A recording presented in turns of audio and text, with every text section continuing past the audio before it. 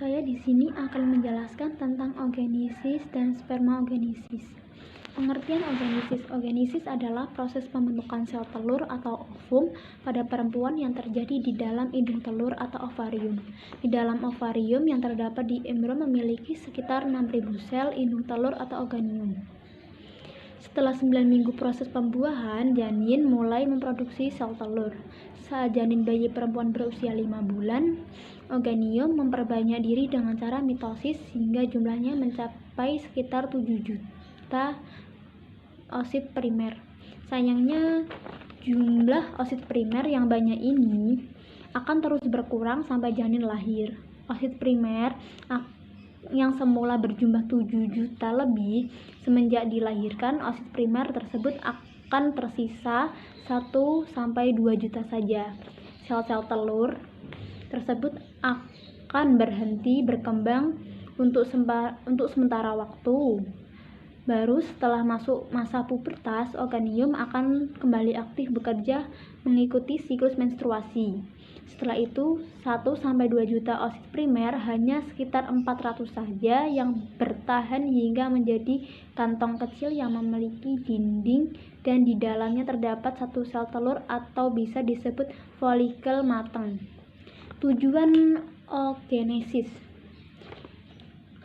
membentuk ovum dengan proses pembuahan atau reproduksi, proses yang berlangsung di dalam organ reproduksi wanita, yaitu ovarium, dengan fungsi utama menghasilkan telur atau sel telur. Prosesnya merupakan tahap awal dari serangkaian proses reproduksi wanita. Sel telur berasal dari sel induk telur yang disebut ooganium. Dalam ooganium terkandung kromosom sebanyak 23 pasang. Sel-sel ooganium yang terdapat pada ovarium bersifat diplot dan membelah secara mitosis. Proses oogenesis dimulai dari ooganium yang bersifat diplot yang membelah secara mitosis menjadi oosit primer yang bersifat diplot. Selanjutnya, oosit primer disebut yang bersifat diplot yang melakukan pembelahan mitosis 1,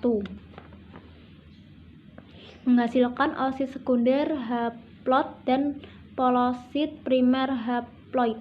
Oosit sekunder yang bersifat haploid akan melakukan pembelahan mitosis 2 menjadi ootoid haploid dan polosit sekunder haploid.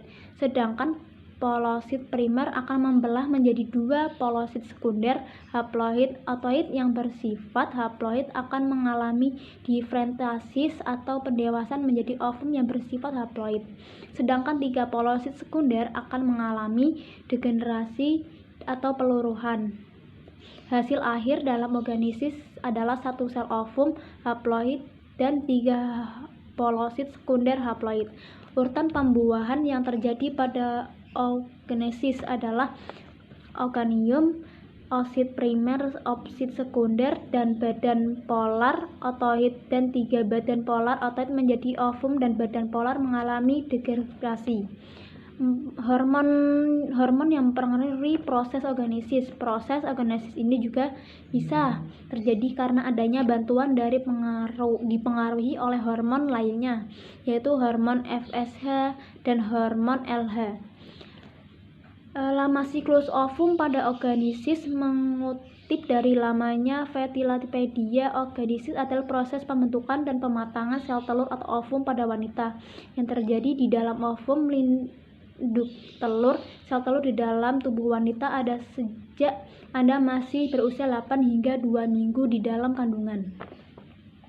Yang kedua, pengertian spermagonesis adalah proses saat spermagonospil berkembang dari sel germalin di tubulus semifertus testis. Proses ini dimulai dengan pembelahan mitosis sel induk yang terletak dengan membran basis tubulus. Sel-sel ini disebut sel induk spermagolis. Yang membelah mitosis ini menghasilkan 2 jenis sel. Tujuannya pematangan benih pria spermatosa, sehingga tujuan utama dari spermatosis adalah pembentukan sel benih yang berjumlah 4 sperma fungsional. Tahap-tahapnya yaitu pembentukan sel sperma di dalam testis pria, Spermatogenesis sendiri berasal dari kata spermato yang memiliki arti benih dan genesis yang berarti pembelahan. Sel sperma diproduksi pada tubulus seminivarus di dalam tesis. Di dalam dinding tubulus banyak sel yang tersebar secara acak yang disebut sel centrioles. Sel ini berfungsi untuk memberikan makanan kepada sel sperma yang belum matang.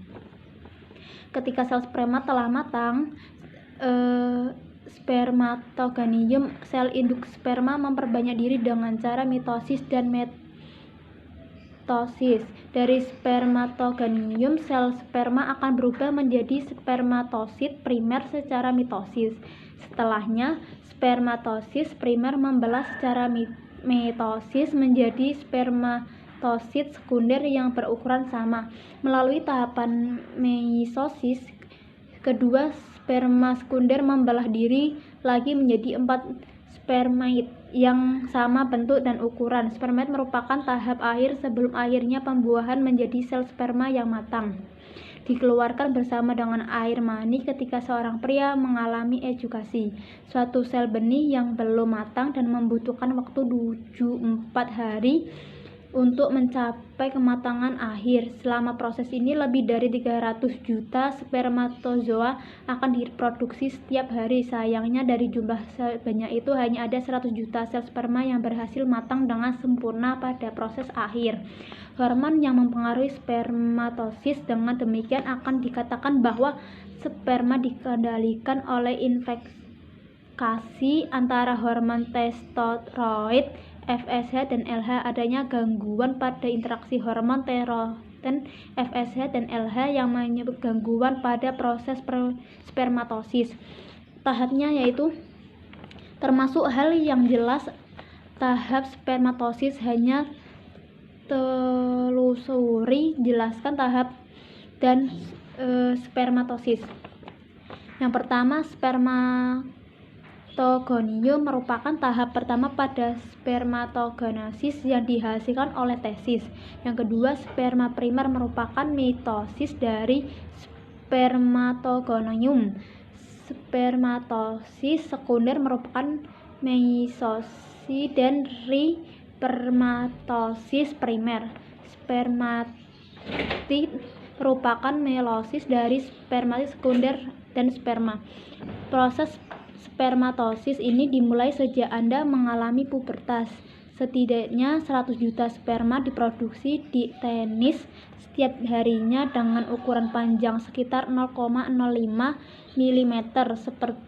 Proses perkembangan sperma hingga dapat membelahi sel telur membutuhkan sekitar waktu sekitar.